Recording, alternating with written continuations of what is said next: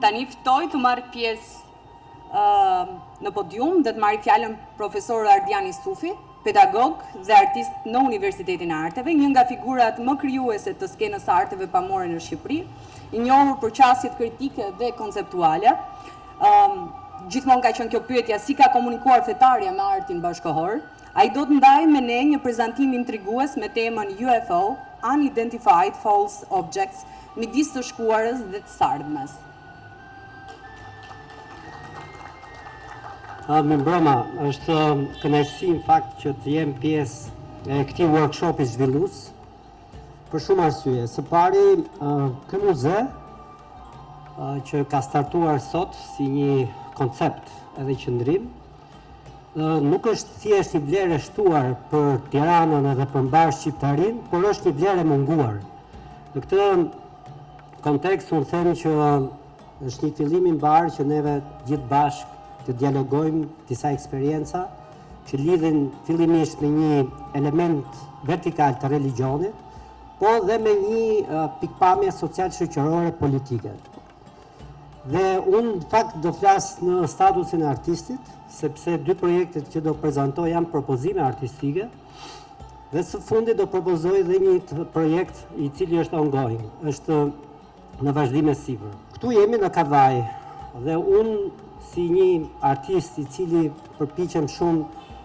të analizoj artefaktet e objekteve urbane, arkitektonike, dhe padyshim që arkitektura është fytyra e një qyteti apo fytyra e një kombi,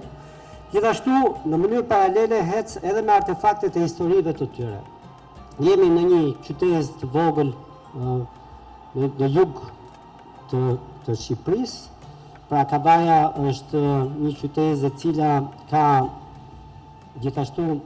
për gjatë periudhës së diktaturës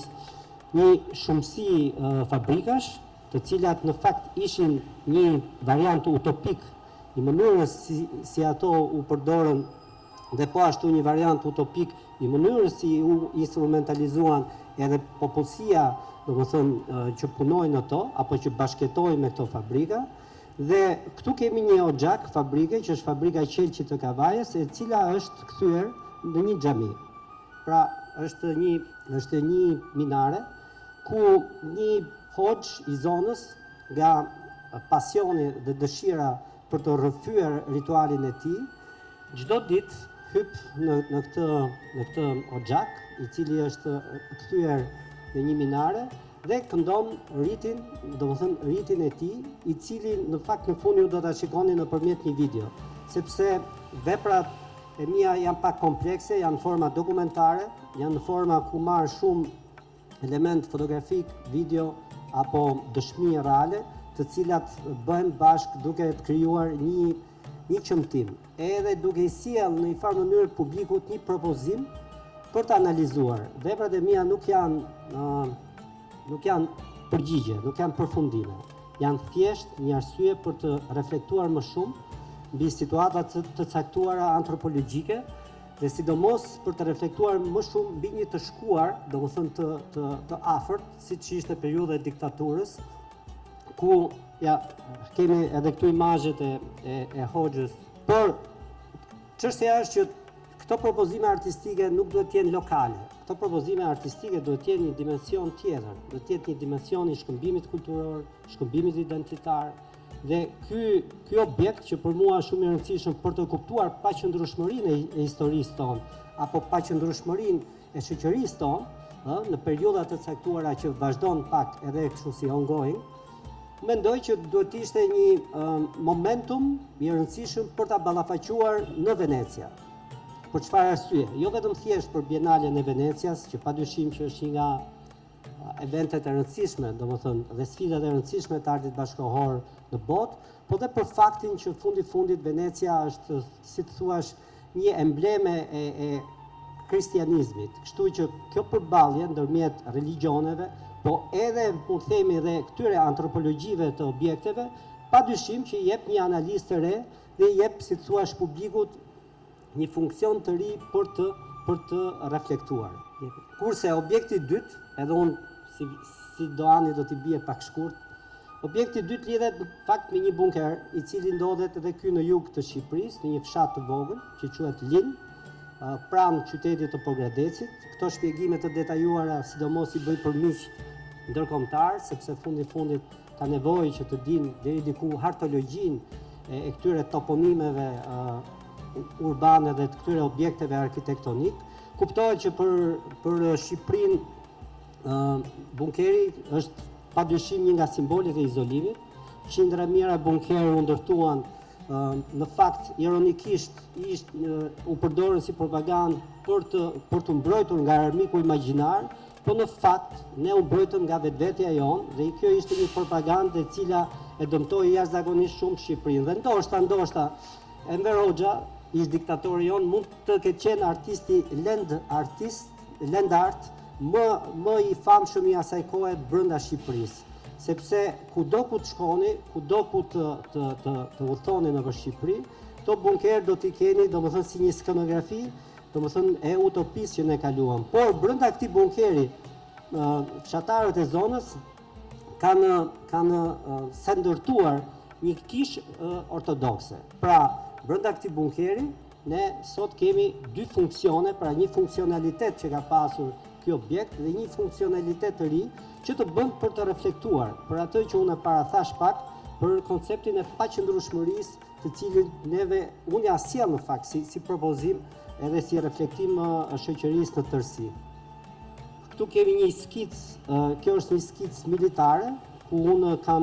kolazhuar projektin i cili ka vazhduar, i cili këtu është prezantuar në një ekspozitë personale, ku unë u ftova nga Muzeu Pino Pascali, kjo është në Bari, Muzeu Pino Pascali është Polignano Amare, dhe këtu është ndërtuar ky bunker me gjithë antropologjinë estetike dhe edhe të objektit,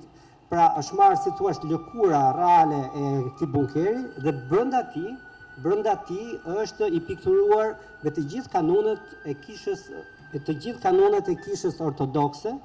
duke e sjell, domethënë, si një reflektim tashmë të qëndrueshëm për të hyrë në një debat, domethënë, kush është religioni, kush është besimi, kush është historia dhe mbi gjitha ku duhet, domethënë, të shkojë shoqëria. Kjo është një pamje më e qartë, pra jashtë kemi, si të thuash, atë element që na lidh me utopinë e kohës dhe brenda është ky rifunksionalizim i ri. Ky në fakt është ai projekti që është ongoing. Unë doja të thoja që fatmirësisht këtu kam dy personazhe që tek projekti i parë që lidhet me atë që unë e titulloj UFO,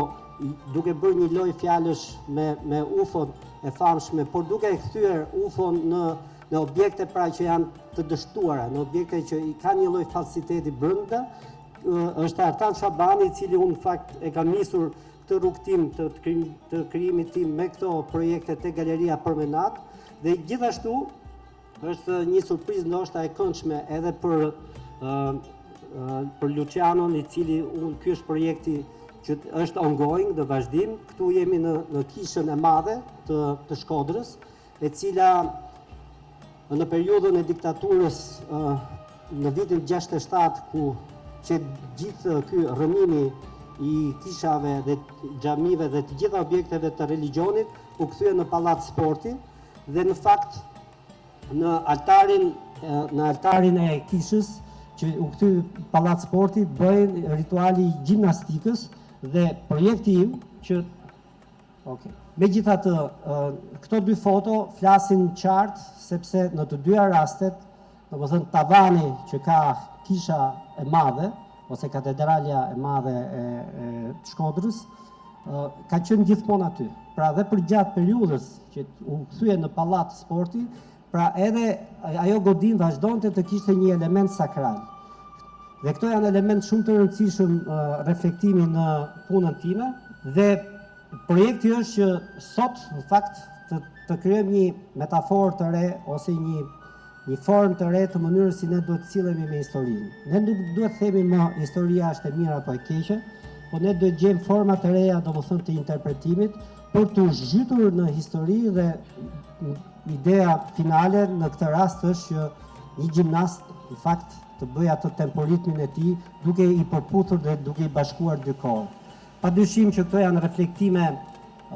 pak konceptuale, pak me një lloj udhëtimi historik, por unë mendoj që fundit arti bashkëkohor nuk ka për detyrë vetëm thjesht të sjellë estetikën e thatë, po ka për detyrë megjithatë që të vëzhgojë sa më shumë brenda, domethënë ngjarjeve që ka shoqëria jonë dhe të cilat mund të jenë një lloj pasqyre edhe për shoqëritë e tjera. Megjithatë doja thoja që